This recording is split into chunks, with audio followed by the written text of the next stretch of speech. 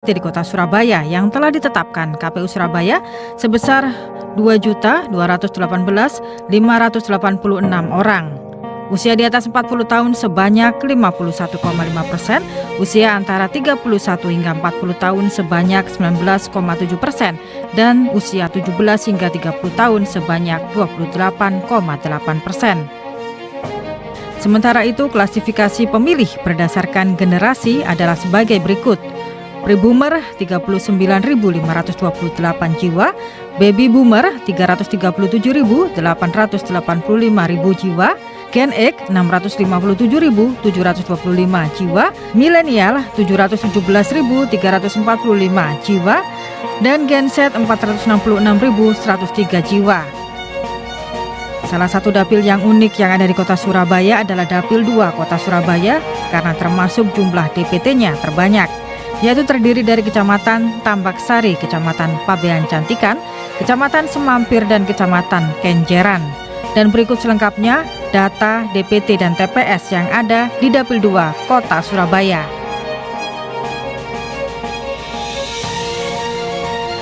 Sementara itu di Dapil 2 Kota Surabaya ini sebelumnya juga sudah ada nama-nama incumbent yang memiliki basis massa kuat, seperti Baktiono dari PDI Perjuangan dan Ahmad Bukhori dari P3.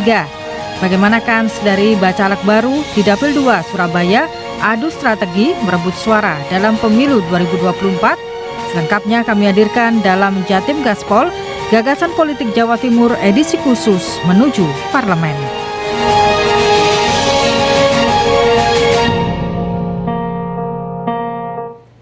Ya, selamat malam pemirsa, selamat berjumpa dalam program Jatim Gaspol Gagasan Politik Jawa Timur. Kali ini edisi khusus menuju Parlemen. Nah pemirsa, kita tahu bahwa untuk Pileg 2024 itu tinggal beberapa bulan lagi. Tentu saat ini para bacalek sudah mulai mempersiapkan strategi begitu ya, bagaimana agar kemudian berhasil untuk meraih kursi bisa duduk di DPRD Kota Surabaya. Nah ini terkait dengan strategi pemirsa, seperti apa kemudian kalau kita bicara mengenai adu strategi bacalek baru di Dapil 2 Surabaya. Nah untuk itu pemirsa, pastikan Anda tetap menyaksikan program Jatim Gaspol Gagasan Politik Jawa Timur edisi khusus menuju Parlemen hingga nanti menjelang pukul 19 waktu Indonesia Barat. Di studio JTV sudah hadir Mas Tarmuji, Sarjana Pendidikan yang saat ini tengah mengambil program Magister Komunikasi. Begitu ya Mas ya, bacalek Dapil 2 Kota Surabaya PD Perjuangan. Terima kasih Mas Tarmuji sudah bersedia hadir di sini. Terima kasih Marika. Kemudian juga ada Mas Miftahul Ulum, bacalek Dapil 2 Kota Surabaya dari Partai Nasdem. Mas Ulum, terima kasih sudah hadir. Tidak ketinggalan juga Dr. Haji Dwi Wijayanto MM, bacalek Dapil 2 Kota Surabaya dari Partai Gerindra. Dr. Dwi, terima kasih sudah hadir ya. Dan ini luar biasa pemirsa, ada perempuannya juga. Jadi nggak cuma laki aja begitu ya. Ada Mbak Rika Liftiana SEMM, bacalek Dapil 2 Kota Surabaya dari P3. Mbak Rika? Ya, Mbak Tika. Cantik ya Mbak? Alhamdulillah. Segar ya, oke, baik. Terima kasih Mbak Rika juga sudah hadir di sini. Nah baik pemirsa, nanti Anda juga bisa bergabung bersama kami melalui WA interaktif di 081358161388. Pastikan Anda menyaksikan program Jatim Gaspol Gagasan Politik Jawa Timur edisi khusus menuju Parlemen hanya di JTV pemirsa.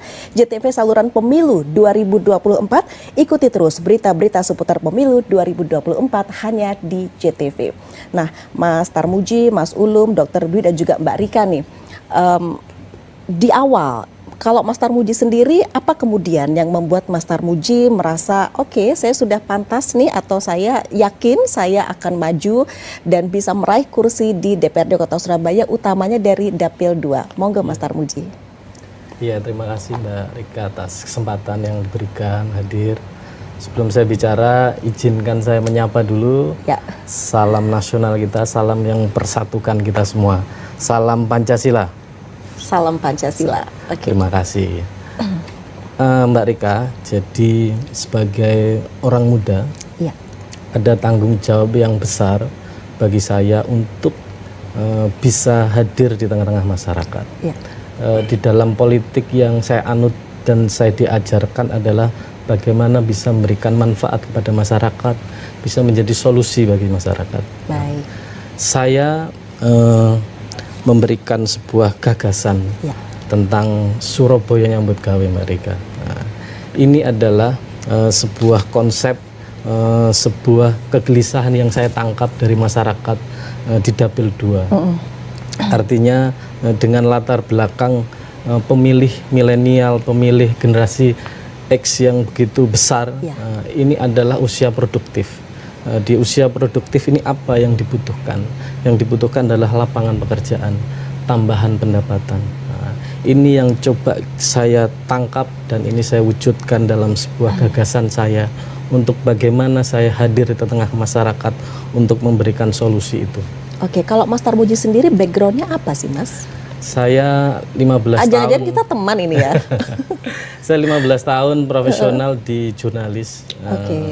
2017 saya mulai di politik, tapi sebelumnya juga pernah mendampingi tokoh-tokoh politik untuk dalam pemilihan pilkada kota Surabaya maupun pilihan gubernur Jawa Timur. Itu background saya profesional, jadi di politik ini adalah hal yang baru bagi saya. Tapi saya yakin dengan kehadiran orang-orang profesional ini, politik itu adalah sebuah jalan yang suci, jalan yang bagaimana kita bisa menjadi jembatan masyarakat, bagaimana bisa menjadi solusi bagi masyarakat. Kemudian memilih di Dapil 2? Iya, saya warga Kelurahan Tambak Sari, Kecamatan Tambak Sari. Di sana keluarga besar saya ada, dan saya inilah dibawa untuk masyarakat, bagaimana hadir menjadi wakil dari sana. Baik, nah kemudian kalau Mas Ulum sendiri, kita bergeser ke Mas Ulum ini, Mas Miftahul Ulum. Seperti apa kemudian Mas Ulum memaknai bahwa Mas Ulum pantas begitu untuk berkontestasi dalam Pileg 2024? Monggo Mas Ulum. Ya, saya kira bukan soal pantas atau tidak pantas, tapi kita harus memantaskan diri untuk menjadi wakil rakyat di parlemen. Nah, kenapa jalur politik ini saya pilih? Karena politik itu kan bukan soal mendapatkan kekuasaan saja, tidak. Tapi ujung dari kekuasaan itu bagaimana kekuasaan itu bisa menghasilkan kebijakan untuk kebajikan masyarakat. Saya kira seperti itu. Nah, sebagai anak muda yang usia saya di bawah 40 tahun, ya saya mengajak teman-teman ini, generasi muda, ayo ikut berkecimpung di politik. Jadi pemuda itu jangan saja urun angan, tapi harus turun tangan. Gitu. Karena di negeri ini kan tidak ada satupun kebijakan di negeri ini yang tidak dihasilkan dari keputusan politik. Baik, gitu. Kalau Mas Ulum sendiri backgroundnya apa ini ya? Saya dulu pernah mengajar di salah satu sekolah madrasah, kemudian kuliah di IAIN. Cuman dari dulu suka berpolitik. Gitu. Jadi di politik sejak tahun 2004 sampai hari ini. Sampai saat ini ya. Kemudian tinggalnya sendiri di mana? Kalau saya asli tinggal di Kelurahan Kapas Madya Baru di Kecamatan Tambak Sari. Jadi kenapa partai memberikan penugasan kepada saya untuk maju sebagai calon anggota legislatif di Dapil 2. Baik Mas Ulum. Nah kemudian untuk Dr. Dwi sendiri nih, Dr. Dwi sendiri mengapa kemudian memantaskan diri untuk bisa berkontestasi di Pileg 2024? Ya, menurut saya karena saya anak muda yang Mbak mewakili generasi milenial di mana anak-anak muda ini juga memiliki kemampuan dan juga kepentingan untuk menentukan masa depan mereka. Dan pastinya juga melalui jalur politik, karena memang betul tidak ada agenda kegiatan Indonesia ini tanpa melewati politik. Jadi kalau bisa memang saya juga sekaligus juga memberikan inspirasi ke anak-anak muda bahwa kita sebagai anak muda jangan cuma menjadi objek politik, tetapi sebaiknya kita menjadi subjek politik. Kalau Dr. Dwi sendiri sekarang usianya berapa? Saya usia 33 tahun. Baik. Jadi saya ingin maju dan mewakili suara milenial dan lebih tepatnya juga di bidang kesehatan dan lapangan pekerjaan ya Mbak. Karena background saya memang seorang dokter dan pengusaha, saya juga melihat bahwa di Dapil 2 ini banyak sekali permasalahan-permasalahan kesehatan yang terjadi. Lebih tepatnya juga karena masyarakat kurang teredukasi dengan baik tentang sistem kesehatan. Jadi lebih tepatnya sebetulnya beberapa sistem kesehatan di Surabaya ini juga sudah cukup bagus, tapi sayangnya tidak sampai informasinya tidak sampai dengan tepat ke masyarakat. Kalau Dr. Dwi sendiri tinggalnya di mana nih? Saya di Sidotopo, Kecamatan Semampir. Oke, baik. Itu makanya kemudian Dapil 2 ya. Siap. Oke, baik. Nah, ini luar biasa, Mas-mas. Di antara mas-mas ini ada yang paling cantik, Mbak Rika. Iya. Oke, kalau Mbak Rika sendiri, apa kemudian yang membuat Mbak begitu bersemangat untuk mengikuti kontestasi Pileg 2024, Mbak Rika? Ada satu yang dalam diri saya itu PR bagi saya. Karena melihat dari data yang ada itu, saya memidiknya pertama dari generasi para milenial, di mana kami sebagai seorang pengajar harus bisa menumbuhkan wirausaha. Biar bagaimanapun, setinggi apapun cita-citamu, tetap harus menyempatkan di hati 20% untuk berwirausaha. Lalu yang kedua adalah pendekatan bagaimana kita sebagai pendamping UMKM di situ. Ternyata survei yang ada dari 6.000 UMKM itu masih 2.000 yang berlegalitas. Contohnya seperti NIB, nomor induk berusaha, sertifikat halal. Nah, ini tugas saya seperti itu. Oke. Nah, kalau Mbak Rika sendiri tinggalnya di mana nih, Mbak? Saya di Pelosok Timur Gang 6. Oke, baik. Nomor Nah, 15. terkait dengan mungkin wirausaha atau mungkin UMKM akan kita bahas nanti di segmen selanjutnya. Pemirsa, pastikan Anda tetap bersama kami. Jatim Gaspol, Gagasan Politik Jawa Timur, edisi khusus menuju parlemen masih akan kembali sesaat lagi.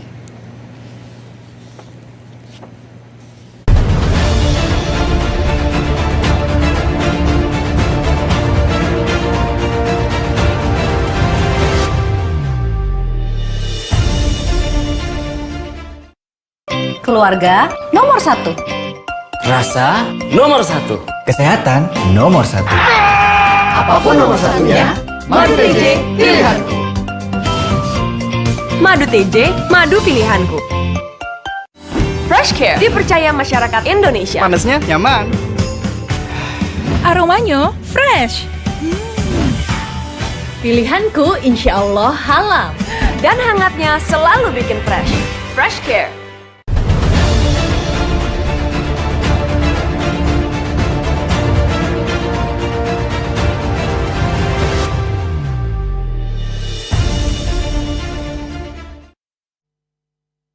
Assalamualaikum warahmatullahi wabarakatuh.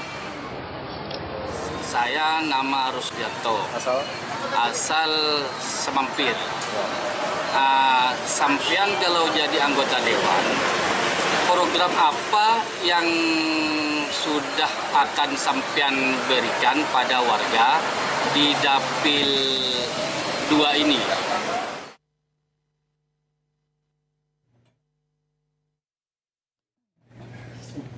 Ya, pemirsa, kembali dalam program Jatim Gaspol Gagasan Politik Jawa Timur edisi khusus menuju parlemen. Adu strategi Bacalek baru Dapil 2 Surabaya. Baik, ini tadi sudah ada pertanyaan, belum menjadi anggota dewannya sudah ditanyain tuh.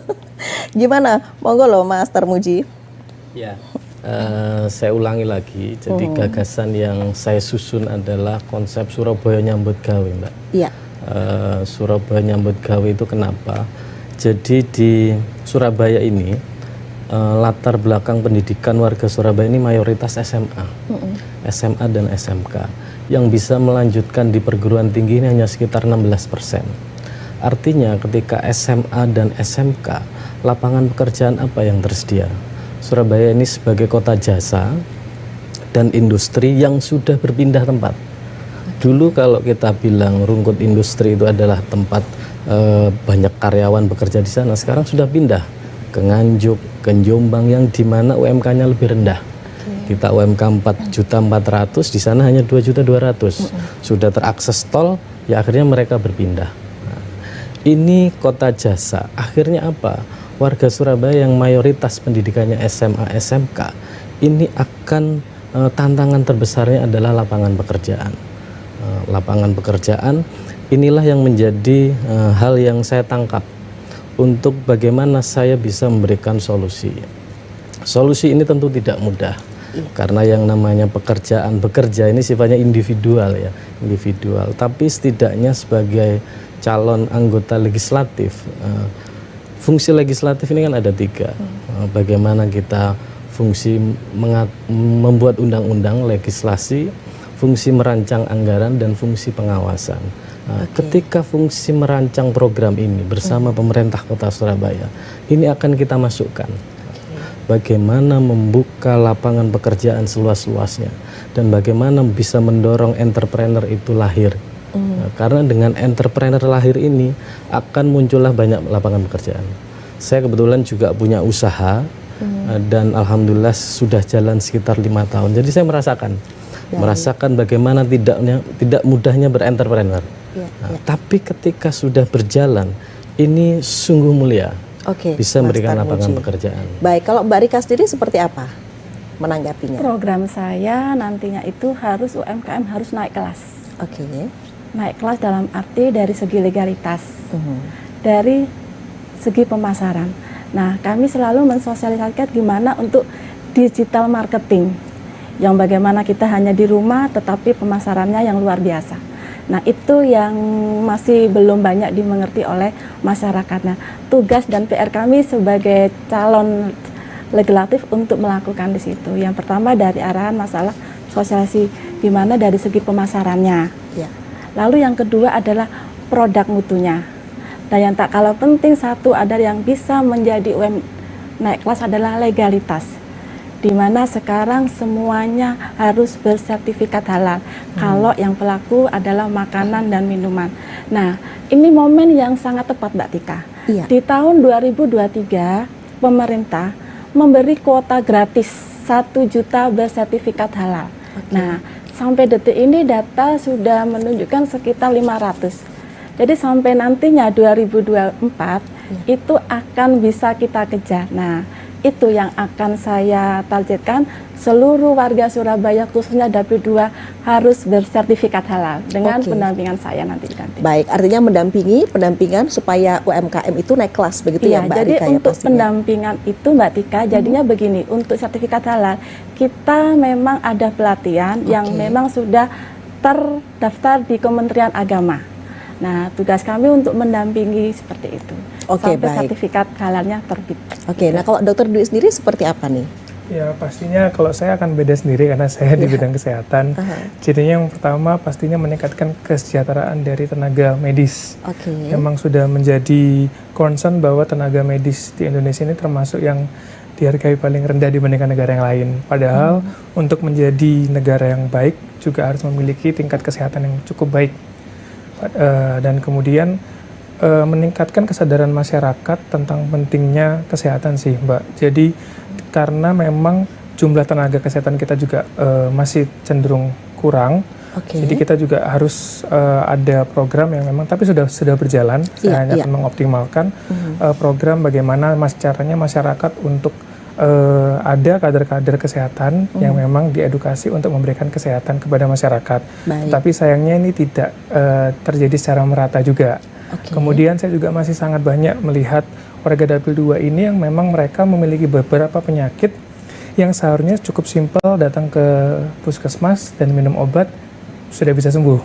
Cuma akhirnya terjadi beberapa komplikasi yang tidak diharapkan karena memang mereka tidak tahu bagaimana cara mengakses ke puskesmas, ke fasilitas kesehatannya. Jadi harapannya dari masyarakat yang saling melindungi dan saling mengawasi untuk saling menghubungkan terhadap fasilitas kesehatan kepada masyarakat. Mungkin terkait juga dengan kesejahteraan tenaga medis, begitu, Dokter Dwi? Jadi memang kalau untuk kesejahteraan tenaga medis pastinya juga itu menjadi PR yang sangat panjang ya Mbak, karena itu pastikan keseluruhan. Jadi paling itu akan menjadi concern saya untuk dari Surabaya juga lebih menyuarakan karena banyak sekali terutama bidan. Bidan ini padahal juga menjadi ujung tombak dokter di masyarakat. Tidak mungkin dokter spesialis ini akan bisa menyentuh lapisan masyarakat sampai di bawah karena memang keterbatasan spesialis kandungan. Jadi untuk kelahiran yang normal itu kan pasti bisa dilakukan oleh bidan, tetapi sayangnya tingkat kesejahteraan bidan masih kurang diperhatikan. Itu yang menjadi salah satu fokus perhatian ya. Kalau Mas Ulung bagaimana? Kalau saya mempunyai tema besar ketika mencalonkan diri sebagai anggota legislatif ini, yaitu salah satu fungsi anggota dewan itu kan merancang anggaran, merancang anggaran APBD Kota Surabaya. Nah, di sini saya ingin memastikan bahwa APBD itu benar-benar untuk rakyat. Jadi tema besarnya adalah APBD untuk rakyat, memastikan karena salah satu sumber APBD itu kan dari pajak rakyat. Nah, saya berkonsen yaitu terutama soal kebutuhan dasar rakyat itu kan sebenarnya cuma di pendidikan, kesehatan, sosial, dan kesejahteraan. Contoh kecil di pendidikan ini, baru-baru ini kita selesai PPDB, ya kan, selesai PPDB, dan ternyata di proses PPDB ini banyak carut marut. Banyak kita temui warga miskin kota Surabaya yang mempunyai anak, khususnya yang rumahnya ada stiker gamis merah itu, mereka tidak bisa sekolah di negeri dengan berbagai macam persoalan, karena zonasi, karena prestasi, kemudian karena kuotanya yang kecil, sehingga mereka harus sekolah di swasta. Dan tentu di sekolah swasta ini kan berbayar, ya kan, berbayar. Nah, sedangkan mereka itu masuk kategori miskin. Nah, saya ini apa istilahnya, jari wong Surabaya gregetan gitu. Gregetan. Jadi pemerintah ini harus intervensi bagaimana anak-anak warga miskin yang gagal masuk negeri, ya kan, sekolah di swasta itu harus dibiayai oleh pemerintah kota. Kita bukan ngomong apa-apa, ini tentang undang-undang sistem pendidikan nasional. Bahwa APBD, APBN itu harus 20% untuk anggaran pendidikan. Dan saya kira hari ini kalau pemerintah kota memerintahkan kepada camat, lurah, RT, RW untuk turun mencari anak-anak warga miskin yang memang miskin secara data, yang rumahnya ada stiker dan sekolah di swasta, itu banyak sekali. Oke, baik Mas Ulum. Nah, pemirsa, pastikan Anda tetap bersama kami. Jatim Gaspol, Gagasan Politik Jawa Timur, edisi khusus menuju parlemen, masih akan kembali hadir ke hadapan Anda usai jeda pariwara berikut.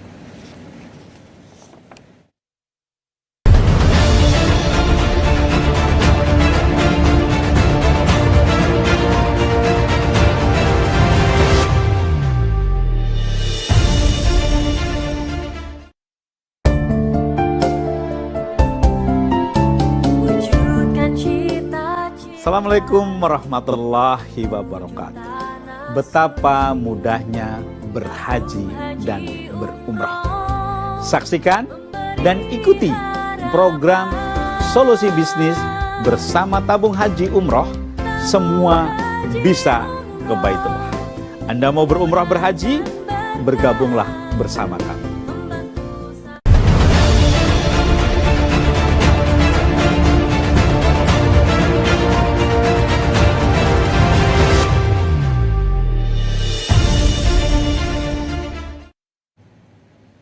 Ya, pemirsa, saat ini Anda tengah menyaksikan program Jatim Gaspol, Gagasan Politik Jawa Timur, edisi khusus menuju parlemen, adu strategi bacalek baru Dapil 2 Surabaya. Oke, ini sekarang kita masuk di segmen 3 ini terkait dengan strategi pemenangan. Dr. Dwi, ini pasti sudah mempersiapkan, mungkin sudah sejak jauh-jauh hari ini seperti apa, hal-hal apa yang harus dilakukan agar kemudian benar-benar bisa duduk nanti ini di DPRD Kota Surabaya?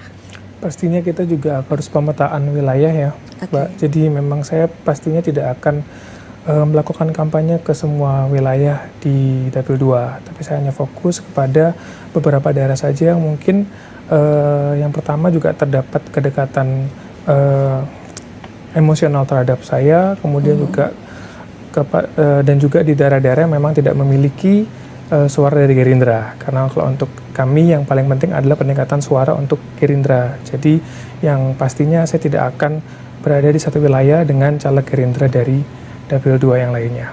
Oke, baik.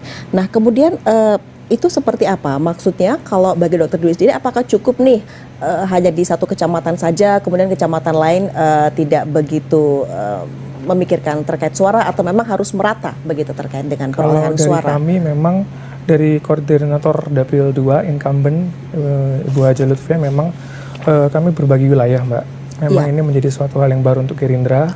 Jadi bukan berarti saya tidak menyentuh kecamatan tersebut, tapi kecamatan tersebut tidak mendapatkan perhatian dari Gerindra. Jadi memang kita bekerja serentak, karena pastinya akan menghabiskan... Itu kecamatan mana, Dr. Dwi? Kalau saya lebih ke kecamatan Semampir dan Kenjeran. Oke, dan kalau untuk di Dapil 2 Kota Surabaya sendiri, pemirsa, ada 4 kecamatan, yaitu Kecamatan Tambak Sari, kemudian Pabean Cantikan, Semampir, dan juga Kecamatan Kenjeran. Nah, kalau Dr. Dwi sendiri, ini paling tidak harus meraih berapa suara untuk kemudian bisa memastikan sudah tenang nih ya, bakalan bisa fix menjadi dewan nih? Pastinya kita semua pasti punya target masing-masing ya, Mbak. Cuma nanti hasil akhir kan tergantung Allah SWT, saya berencana menargetkan dari tim saya sih di angka 10.000 suara. Di angka 10.000. Oke, baik. Nah, kalau Mas Tarmuji sendiri bagaimana? Iya. PDI Perjuangan ini kalau di kota Surabaya kan sudah sangat dipercaya sama masyarakat ya. Jadi partai kami PDI Perjuangan memenangkan di seluruh pemilihan, baik pemilihan wali kota Surabaya sejak Pak Bambang Deha sampai Pak Eri Cahyadi. Ketika memenangkan di pilihan wali kota Surabaya itu artinya, dan ini didukung sama perolehan kursi di DPRD Kota Surabaya, warga Surabaya cukup bahagia, cukup puas dengan apa yang dilakukan oleh PDI Perjuangan. Jadi strategi saya adalah terus turun ke masyarakat, mengetahui apa yang masih kurang, apa yang harus disempurnakan, kayak gitu. Banyak hal lah. Misalnya tadi ketika menyinggung soal pendidikan, di era Pak Bambang Deha itu pendidikan dari SD, SMP, SMA itu gratis. Oke, ini khusus di Dapil 2 ini Mas Tarmuji. Iya. Di Dapil 2 itu kan kebijakan yang menyeluruh kan, tidak hanya untuk Dapil 2 tapi seluruh warga kota Surabaya. Jadi strategi saya adalah turun dan turun. Ini yang saya lakukan untuk tadi menyempurnakan. Kalau tadi misalnya, sebenarnya pemerintah kota sudah memberikan solusi, misalnya menggandeng, ada namanya jalur mitra warga. Nah, ini bagi warga yang tadi miskin dan tidak dapat sekolah di negeri, bisa dimasukkan di swasta. Nah, karena kita ini sekolah ada negeri dan swasta dan semua harus tetap hidup. Nah, ini yang saya lakukan, bagaimana terus turun menyapa masyarakat, mengetahui apa yang harus disempurnakan. Baik, Mas Tarmuji begini, kalau untuk di Dapil 2 sendiri itu kalau dari PDI Perjuangan ada 3 incumbent ya. Iya. Nah, itu seperti apa nih strateginya Mas Tarmuji sendiri? Ya, kita ini bersama-sama. Jadi ini kita adalah sebuah kesatuan dari 11 bakal calon legislatif yang diusung oleh PDI Perjuangan. Kita bergerak bersama-sama, kita bareng-bareng kayak gitu. Seperti itu. Jadi kolaborasi juga ya. Untuk target suara bagaimana nih? Ya, 10.000. 10.000 ya. Oke, baik. Nah, kalau Mas Ulum sendiri bagaimana nih Mas? Strateginya seperti apa nih yang sudah dipersiapkan? Kebetulan Partai Nasdem di Dapil 2 ini kan sudah dapat 1 kursi. Nah, pada pemilu yang akan datang memang ada target harus mendapatkan 2 kursi. Nah, Partai Nasdem pun juga sudah memberikan rambu-rambu kepada caleg Partai Nasdem untuk tidak saling bertabrakan. Jadi tetap turun ke masyarakat, menyapa masyarakat, bekerja sekeras-kerasnya, mendengar apa yang dimaui masyarakat, merebut hati rakyat, raih suara sebanyak-banyaknya. Persoalan siapa yang menjadi suara terbanyak dan mendapatkan kursi itu kan cuma takdir aja. Jadi memang tugas dari partai gimana caranya 1 kursi yang pada tahun 2019 sudah didapat oleh Partai Nasdem itu ditingkatkan menjadi 2. Oke. Gitu. Suaranya sendiri terkait dengan target suara, Mas Ulum? Kalau di Dapil 2 ini kan jumlah TPS-nya itu kan besar sekali, khususnya Tambak Sari. Bilangan pembagi pemilih itu harga 1 kursi itu kisaran 20.000. Itu kalau pengen dapat 1 kursi. Kalau 2 kursi ya minimal sekitar 30.000-an. Nah, kalau saya pribadi sih di angka 10.000. Di angka 10.000 ya. Oke. Kalau Mbak Rika gimana nih Mbak? Kalau strategi saya ini selain juga dari yang dengan Abah Kuwari untuk incumbent-nya, kami akan memantau daerah yang tidak tersentuh oleh P3. Nah, itu PR kami yang terberat. Jadi kan Dapil 2 itu ada di salah satu kecamatan yang tidak tersentuh oleh P3. Nah, ini kewajiban kami. Mengapa? Dan bagaimana harus kita untuk bisa memikat hati mereka, begitu. Nah, salah satunya yang pertama dengan pendekatan. Yang kedua mengambil hatinya, jantungnya keluarga, yaitu hatinya seorang ibu, istri. Nah, biasanya kan suatu keluarga itu yang berperan kan istrinya. Kalau kita bisa mengambil hatinya Mbak Tika, otomatis nanti Mbak Tika bisa mengambil hati suaminya dong, dan anaknya yang untuk bisa memilih kami. Nah, seperti itu. Lalu yang kedua terkait dengan anggaran itu, kalau selama ini Kota Surabaya bisa menggratiskan BPJS Kesehatan. Nah, kami ingin untuk BPJS Tenaga Kerja untuk kaum BPO, kaum pedagang. Karena kalau saya lihat sehari-harinya Mbak luar biasa.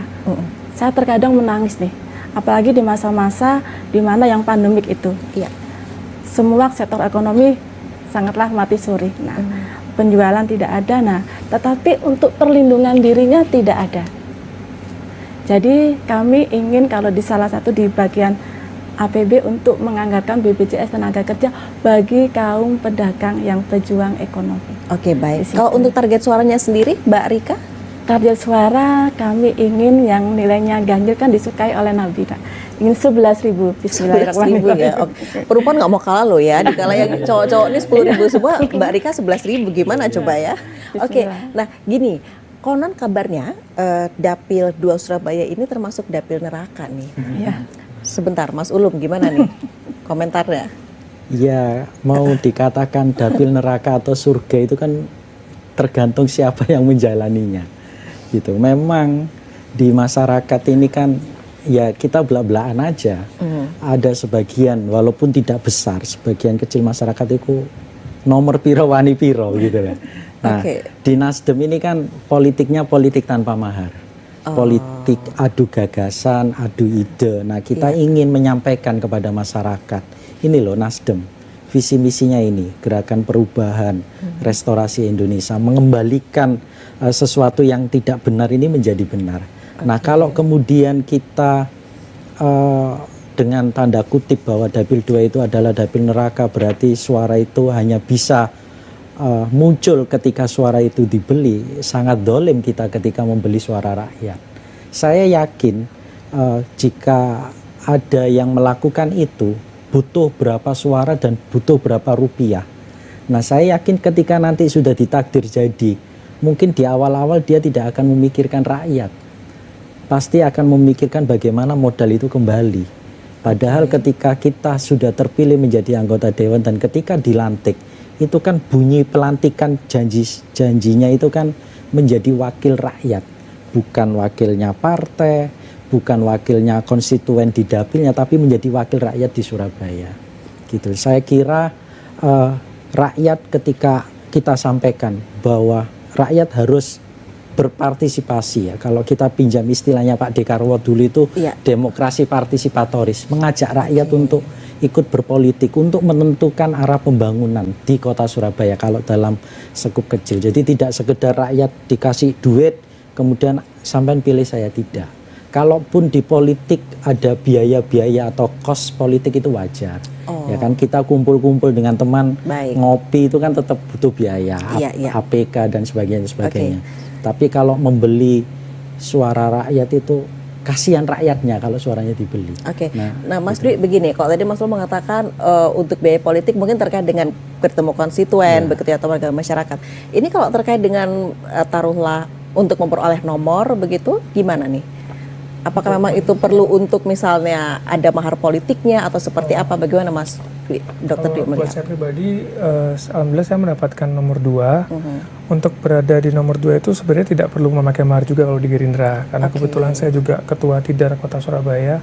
Tidar itu Tunas Indonesia Raya, kayak Karang Tarunanya Gerindra. Nah, dan saya juga Wakil Ketua DPC Gerindra. Jadi kalau di Gerindra itu nomor itu juga dilihat dari prestasi atau apa yang diberikan caleg tersebut kepada DPC. Bukan berarti mahar, tetapi apa yang sudah dilakukan untuk membesarkan partai, seperti itu. Berarti mungkin dilihat dari rekam jejaknya juga seperti itu ya. Nah, bagaimana kemudian Dr. Dwi melihat ini? Konon kabarnya ada yang menyatakan bahwa ini merupakan dapil neraka nih untuk dapil 2 Surabaya. Kalau buat saya tidak ada dapil neraka ya Mbak, menurut saya. Karena kita juga harus menanamkan kesan dan pemikiran positif. Kita semua para bacalek pasti juga tahu ini bukan perjalanan yang mudah. Jadi untuk memulai perjalanan yang mudah juga jangan ditanamkan pikiran-pikiran yang tidak baik juga. Jadi saya tidak pernah merasa dapil 2 adalah dapil neraka, tetapi memang masing-masing dapil itu memiliki karakteristik masing-masing, sehingga kita kalau memang sudah berikhtiar untuk mewakili dapil tersebut, ya kita juga harus tahu apa yang bisa kita berikan ke masyarakat lebih kepada positifnya daripada negatifnya. Baik. Jadi selalu berpositif thinking gitu aja ya. Selalu ada energi positif begitu. Mbak Rika bagaimana? Sama yang disampaikan dengan Mas Dwi, kita harus ada energi positif. Jadi kita harus yakin. Nah, untuk target saya bagaimana memperoleh suara, karena kebetulan saya sebagai direktur fokus UMKM di Kota Surabaya, saya hanya yakin pada diri saya sendiri. Selama 2 tahun ini saya sudah memberikan yang terbaik untuk masyarakat. Contohnya dalam hal NIB, sudah sekitar 650 NIB yang saya persembahkan untuk UMKM secara gratis. Nah, mudah-mudahan dengan apa yang sudah saya berikan kepada masyarakat, dan masyarakat bisa menilai saya, apakah saya layak, apakah saya pantas, nah itu apakah saya juga amanah. Nah, itu yang saya kembalikan lagi ke masyarakat. Baik, Mas Tarmuji, singkat seperti apa kemudian Mas Tarmuji melihat apakah memang ini dapil neraka, dapil 2 Surabaya, Mas? Saya kira tidak juga, Mbak Tia, karena hampir semua dapil sama ya kondisinya, tapi memang di dapil 2 itu jumlah penduduknya sangat besar, khususnya di Kecamatan Tambak Sari gitu ya. Di Kecamatan Tambak Sari dengan kerapatan wilayah dengan jumlah penduduk yang besar, otomatis kompleksitas terhadap permasalahan juga besar. Nah, inilah dibutuhkan anggota dewan yang benar-benar berani turun, berani menghadapi rakyat, berani mendengar, berani menyerap aspirasi mereka. Oke, baik, luar biasa. Jadi selalu berpositif thinking begitu ya, nggak ada yang namanya dapil neraka ya, meskipun konon kabarnya ada gitu ya. Oke, baik pemirsa, tetaplah bersama kami. Jatim Gaspol, Gagasan Politik Jawa Timur, edisi khusus menuju parlemen akan segera hadir sesaat lagi.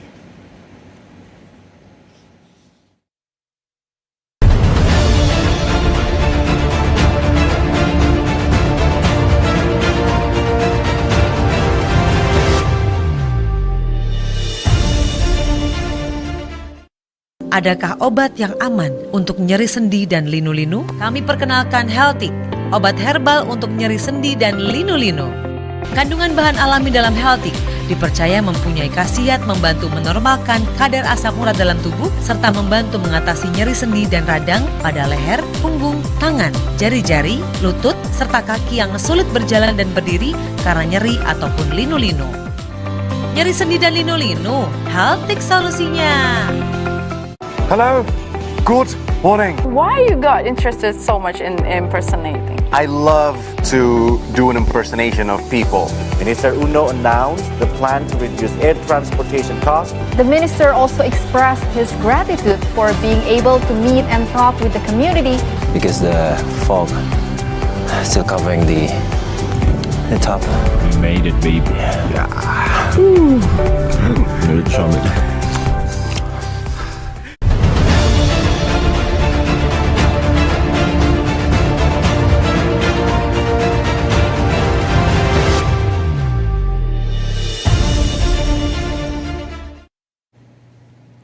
Ya, terima kasih pemirsa yang masih setia untuk menyaksikan program Jatim Gaspol, Gagasan Politik Jawa Timur, edisi khusus menuju parlemen. Nah, Mbak Rika, begini Mbak, ini ada suara milenial begitu ya. Wah, ini kan ceruknya sangat luar biasa nih terkait dengan suara milenial. Seperti apa kemudian Mbak memenangkan juga untuk suara milenial begitu, Mbak Rika sendiri? Dengan kita membidik para milenial adalah menjadikan atau memberi contoh dalam hal edukasi, kembali lagi adalah legalitas NIB. Selama ini kami melakukan pendampingan di beberapa universitas mahasiswa untuk mengkader bagaimana mereka bisa menerbitkan NIB, dan tentunya itu selain bermanfaat bagi orang lain juga diri sendiri. Gitu. Bagaimana triknya bisa menerbitkan NIB hanya 10 menit sudah jadi. Nah, seperti itu kita perlu trik-trik, dan itu ternyata sangat disukai oleh para mahasiswa. Jadi gitu. Baik, ya karena untuk total DPT begitu ya atau daftar pemilih tetap di Kota Surabaya telah ditetapkan oleh KPU Surabaya itu sebesar 2.218.586 orang, usia di atas 40 tahun sebanyak 51,5%, kemudian antara 31 hingga 40 tahun sebanyak 19,7% dan 17 hingga 30 tahun 28,8%. Oke, nah kalau untuk Mas Ulum sendiri bagaimana ini? Ya, soal banyaknya kelompok milenial yang menjadi pemilik suara. Kalau tadi saya lihat datanya itu milenial dan Gen Z itu hampir 1,1 juta, dan ini sangat besar sekali. Nah, maka itu di Nasdem ini kan ada juga namanya Nasdem milenial yang dikhususkan kepada anak-anak muda untuk ikut berkecimpung di dunia politik. Yaitu kami di Nasdem itu mengedepankan politik riang gembira. Jadi tidak boleh ada gontok-gontokan. Jadi narasinya itu harus narasi yang sejuk, mengajak kepada anak-anak muda berpolitik itu asik ya. Jadi berpolitik itu asik, jadi mengajak anak-anak muda seperti yang saya sampaikan di depan tadi, bahwa generasi muda itu tidak harus ikut turun tangan, tidak sekedar urun angan-angan gitu. Jadi mengajak mereka untuk berkecimpung langsung di dalam dunia politik, sehingga nanti ketika anak muda itu terjun ke dunia politik, dia akan bisa ikut membuat kebijakan yang pro kepada anak-anak milenial. Oke, kalau contohnya sendiri nih Mas Ulum, kalau di Dapil 2 apa kemudian yang bisa diberikan begitu kepada kalangan milenial? Di Dapil 2 itu kan ada banyak lapisan anak-anak milenial. Yang paling booming kalau di Dapil 2 ya, kita ngomong di Surabaya Utara itu kan sangat religius. Banyak sekali muncul kelompok-kelompok sholawat yang berisi dengan anak-anak muda. Yang kalau dulu orang sholawatan itu orang-orang tua, tapi sekarang ini sudah menjadi tren. Anak muda itu kalau tidak sholawatan itu tidak keren. Ya kan, yang terbaru muncul Mbak Happy Asmara yang ngomong asmara hancur, sholawat meluncur itu kan. Nah, kemudian memfasilitasi anak-anak muda itu untuk berkreasi. Contoh misalnya, ketika mereka ingin mendirikan kelompok-kelompok band, pasti kan butuh alat-alat musik. Dan alhamdulillah di pemerintah kota, karena saya bekerja di sekretariat DPRD, tahu bahwa pemerintah kota ini bisa memfasilitasi anak-anak muda untuk mendapatkan apa saja yang ia mau. Misalnya mau mendirikan kelompok band, dia bisa mengajukan peralatan musiknya dan nanti ada pelatihannya. Ketika anak-anak muda itu pengen, kalau mungkin orang tua membuka tukang cukur ya, anak muda barbershop. Nah, mereka pengen barbershop, alatnya butuh alat, mereka bisa mengajukan ke pemerintah kota. Saya kira kita memberikan fasilitas lah. Iya, sesuai apa yang mereka butuhkan begitu ya. Baik, kalau Mas Tarmuji bagaimana Mas melihat dengan ada Curug Milenial ini, apa kemudian yang sudah dipersiapkan untuk menggait suara mereka? Iya Mbak Tika, jadi termasuk Gen Z juga ya? Iya, jadi ini sudah saya lakukan bersama Bapak Bambang DH, berkolaborasi dan mengajak keterlibatan mereka. Ini sudah saya lakukan sejak 2 tahun yang lalu. Jadi kita ini hampir 2 bulan sekali itu mengadakan pelatihan konten kreator. Ini sekaligus edukasi di era digital. Kita juga mengadakan beberapa pelatihan yang sudah beberapa angkatan. Misalnya ada pelatihan pengelasan, ada pelatihan servis elektronika, ada pelatihan pembuatan kue, dan yang terbaru ini akan ada misalnya pelatihan membuat kerajinan kayak gitu. Ini sudah saya lakukan bersama Bapak Bambang DH. Jadi kita tidak hanya, tadi saya juga ucapkan terima kasih ya buat Mas Ulum sebagai pemerintah kota Surabaya yang itu digawangi oleh PDI Perjuangan, memang sudah memberikan bukti. Baik, dan mereka sudah mendapatkan hasil ya dari ikhtiar itu. Dan ini kita tambahi. Jadi apa, kita berkolaborasi, kita mendengar kebutuhan anak muda ini apa. Anak muda ini kadang tidak terlalu serius juga, Mbak. Jadi misalnya konsep saya adalah bagaimana mereka bisa profesional. Misalnya kita mengadakan lomba Mobile Legend misalnya. Mobile Legend ini ternyata apa yang bisa dapat pendapatan? Oh, ini bisa jadi screamer Pak. Oh ya baik. Nah, ini hal-hal yang kita dorong. Kita nggak bisa maksakan ide-ide kita kepada anak-anak muda yang tumbuh di era yang berbeda. Nah, saya kira seperti itu Mbak. Begini Mas Tarmuji, untuk swing voter sendiri pada Gen Z itu kan juga masih tinggi begitu. Nah, seperti apa kemudian melihat swing voter? Ini juga salah satu jadi judul tesis saya Mbak. Jadi tesis saya ini, apa yang saya lakukan ini saya jadikan sebuah judul tesis. Jadi walaupun ini masih hipotesa ya. Jadi memang ini jadi apa? Jadi perhatian lah nasional ya, bahkan tidak hanya Surabaya. Jumlah pemilih pemula, jumlah pemilih muda kita begitu besar. Tapi faktanya memang mereka sangat sulit untuk datang ke TPS, ya kan? Nah, ini surveinya sudah keluar. Jadi mereka sepertinya apolitik. Nah, ini yang harus diedukasi oleh siapapun. Jadi bagaimana politik ini adalah salah satu jalan untuk memakmurkan semua. Anak-anak muda harus tahu. Jadi kita sebagai wakil dari anak-anak muda bisa mengetahui apa yang dibutuhkan. Jadi yang namanya pembangunan, peningkatan SDM memang jalannya lewat politik. Dan ini anak-anak muda harus diketahui. Karena kalau tidak diketahui, orang-orang politik yang tidak baik masuk di pengambil kebijakan, akhirnya jadinya tidak baik.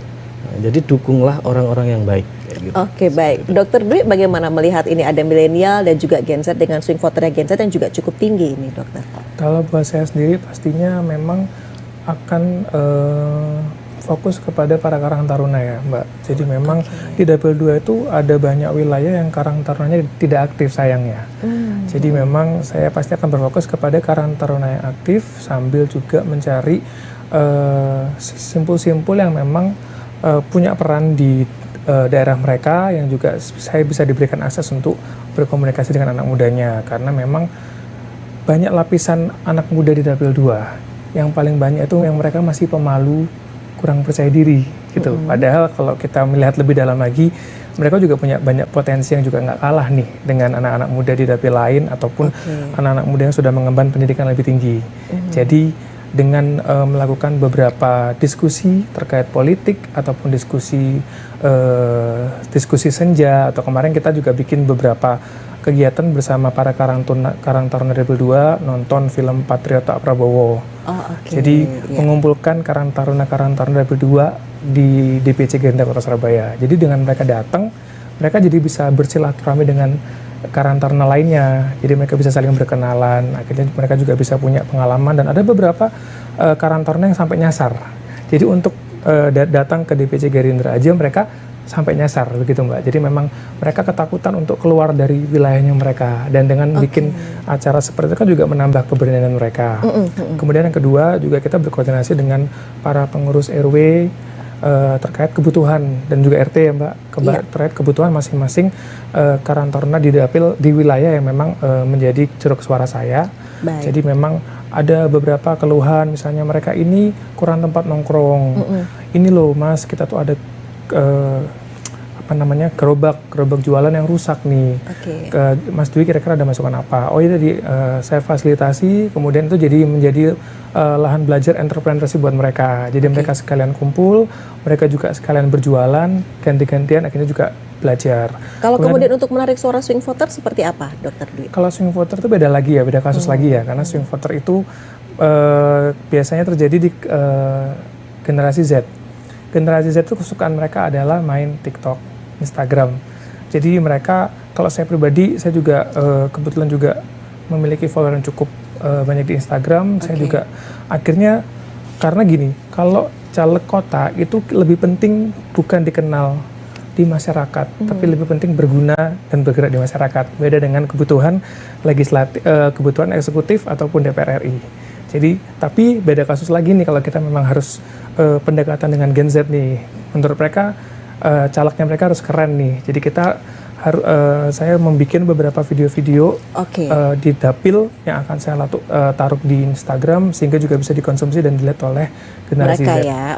Baik Dokter Dwi. Nah pemirsa, pastikan Anda tetap bersama kami karena masih ada satu segmen terakhir dalam program Jatim Gaspol, Gagasan Politik Jawa Timur edisi khusus menuju parlemen.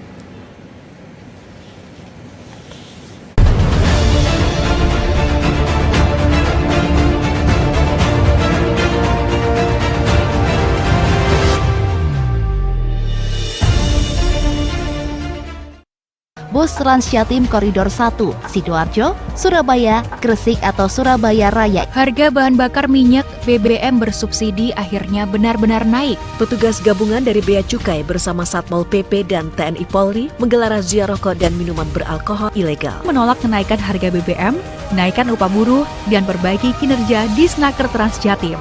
Sejak melambungnya harga telur, penjualan telur bentesan meningkat hingga 2 kali lipat. Lerilen,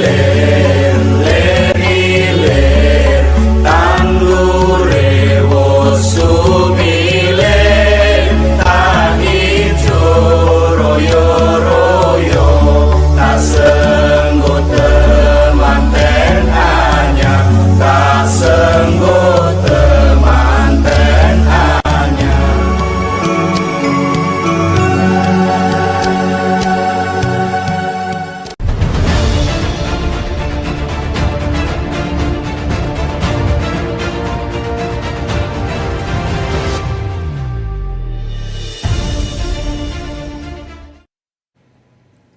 Jatim Gaspol Gagasan Politik Jawa Timur edisi khusus menuju parlemen, Mbak Rika, seperti apa kemudian strategi begitu ya, strategi pemenangan yang sehat yang tidak menggunakan money politik, baik itu untuk face to face dengan incumbent ataupun dengan partai lain. Silakan. Saya kembali lagi memaksimalkan ke UMKM, karena itu senjata bagi saya. Di situ saya akan memaksimalkan bagaimana UMKM yang seperti di awal naik kelas, dari legalitas, dari pemasaran, dan juga dari pengembangan produk. Kalau awalnya hanya berjualan satu produk, bagaimana dengan cara 2 produk atau 3 produk. Nah, itu perlu sosialisasi dan pendidikan bagaimana kita untuk menumbuhkan rasa percaya diri. Karena sebagai pedagang, untuk timbul rasa percaya diri itu sangat agak kecil. Pertama, faktor modal. Kedua, faktor, apa payu Mbak Rika ya, aku misalnya jualan ini. Nah, itu yang perlu saya garis bawahi kepada mereka, memberi rasa percaya diri, itu modal saya di situ. Oke, baik. Mbak Rika Liftiana SEMM, Bacalek Dapil 2 Kota Surabaya dari P3, terima kasih. Dr. Dwi, selanjutnya seperti apa? Kalau saya pribadi, kita kan memang ingin bermanfaat buat masyarakat ya. Sebaiknya memang entah mau jadi hanya bacalek, caleg atau anggota DPR, kita juga harus komit dengan apa yang ingin kita lakukan, yaitu berguna buat masyarakat. Jadi untuk mendapatkan masa kampanye yang sejuk dan damai, saya pribadi kalau turun ke masyarakat, nawa itu hanya bersilaturahmi. Karena memang kita tidak bisa memaksakan mereka untuk memilih kita. Yang bisa kita lakukan hanya memberikan yang terbaik, apa yang mereka butuhkan. Terkait mereka nanti akan memilih kita atau tidak, itu kita serahkan kembali ke mereka. Jadi beberapa kali kalau dibanding-bandingkan, biasanya, Dok, ada caleg ini, ada caleg ini, tidak apa-apa. Nawa itu saya bersilaturahmi, tidak kenal maka tak sayang. Jadi fokus saya ya bersilaturahmi aja, Pak. Oke, baik. Dr. Haji Dwi Wijayanto MM, Bacalek Dapil 2 Kota Surabaya dari Partai Gerindra, terima kasih. Mas Ulum, kalau Mas Ulum bagaimana nih? Untuk menghadapi pemilu 2024, saya sudah berniat bahwa saya akan memperbanyak silaturahmi kepada teman-teman, kepada para sahabat, keluarga, kemudian mengajak mereka untuk berpartisipasi di dalam politik agar mereka juga ikut menentukan arah kebijakan kota. Kemudian menyampaikan pentingnya ikut berkecimpung di politik, pentingnya mempunyai wakil rakyat. Kemudian kita menyampaikan fungsi wakil rakyat yang sebenarnya ini tidak sekedar rutinitas pemilihan 5 tahun sekali. Nah, kemudian yang paling penting juga saya ingin pemilu di Kota Surabaya ini, ruang-ruang publik khususnya di medsos ini harus kita isi dengan narasi-narasi yang positif, narasi-narasi yang sejuk. Sudahlah kita tinggalkan tentang hujatan, caci maki, kemudian menyampaikan isu dan fitnah. Itu kita sudah lelah. Nah, saatnya kita menentukan arah bangsa ini dengan politik riang gembira. Gitu. Saya kira itu, Mbak. Oke, baik. Mas Miftahul Ulum, Bacalek Dapil 2 Kota Surabaya dari Partai Nasdem, terima kasih. Sama-sama. Mas Tarmuji, monggo. Apa nih kemudian gebrakannya sendiri? Iya, bagi saya apa yang diajarkan kepada saya, bagaimana berpolitik itu santun, bagaimana berpolitik itu bergandengan tangan kayak gitu, dan bagaimana politik itu tidak memberikan janji. Karena mengecewakan orang itu akan selalu diingat. Jadi apa yang diajarkan oleh guru-guru politik saya, Bapak Bambang Deha, Bapak Adi Sutaryono, bagaimana bisa memberikan bukti pada masyarakat, bagaimana bisa memberikan solusi pada masyarakat. Ketika kamu bisa memberikan solusi menjadi jembatan bagi masyarakat, nuraninya akhirnya bisa disentuh.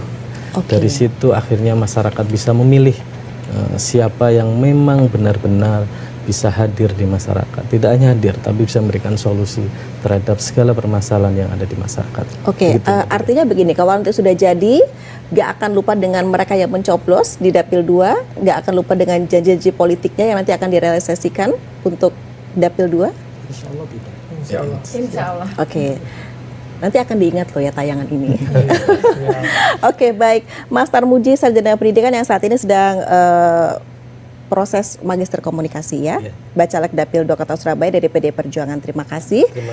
Sukses selalu tentunya. Pemirsa, sampai di sini kebersamaan kita dalam program Jatim Gaspol, Gagasan Politik Jawa Timur, edisi khusus menuju parlemen. Saya Mustika Ratna. Selamat malam pemirsa, sampai jumpa.